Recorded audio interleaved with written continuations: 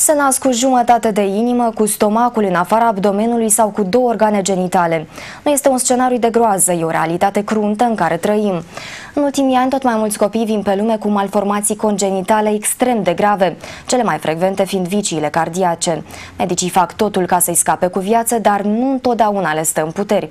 Specialiștii spun că această creștere alarmantă a cazurilor șocante este de la apa și alimentele pline de nitrați, a fumatului și alcoolismului. Respirația se transmite bilateral uniform. Tatiana are 2 luni. Ea s-a născut prematur cu un viciu cardiac care îi sufoca zilele una câte una. A fost plimbată câteva săptămâni prin spitalele raionale ca într-un final să ajungă la centrul mamei și copilului din capitală, unde a fost operată. Nu respira cum trebuie, să ne dușe. Tare greu, am trecut și vreau și pe tot ghine cu dânsa. Aici nu este amenajată o sală pentru astfel de operații, dar fetița care e conectată la aparate nu putea fi transportată la Spitalul Republican, așa că au venit medicii la ea, cu tot cu echipament. Nu am avut toate cele necesare, am avut nevoie să luăm de la locul de bază instrumentariu microchirurgical necesar. Cu doar câteva minute în urmă, această fetiță a fost operată la inimă. Intervenția a decurs cu succes, așa că ea va crește mare și sănătoasă.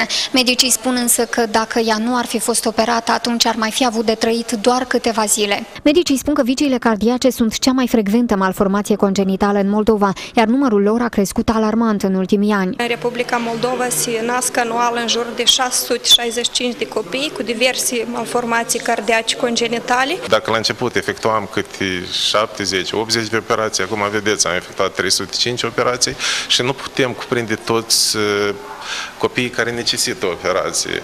Încă mai avem restanțe. Unele cazuri îi șochează până și pe medici. Au fost copii fără anus, fără vezica urinară, fără esofag sau fără organe genitale. Se nasc copii cu organe genitale dublate. Pe parcursul anului 2012 am avut 5 copii cu laparoschizie sau gastroschizis.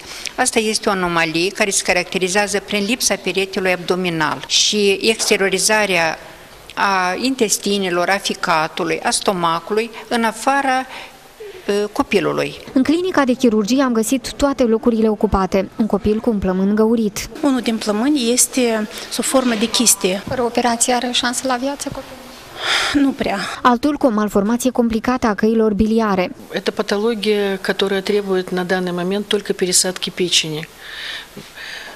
Другой возможности помочь ребенку у нас нет. Și o mulțime de mame care se tot întreabă cum de copiii lor s-au născut bolnavi. Brucica s-a umflat și vomita și ne-am internat. Specialiștii spun că de vină pentru creșterea numărului de malformații este și modul nesănătos de viață. Este legat cu factorul alimentar, cu apa, cu aerul care îl respirăm, cu produsele alimentare care le utilizăm, cu toate chimicatele care le folosim, detergenți pentru bucătării, detergenți pentru vicei, pentru baie, toate acestea sunt foarte negative, acționează negativ asupra femeii și mai ales asupra gravidei. Medicii spun că în Moldova există specialiști și tehnica necesară pentru a opera majoritatea malformațiilor,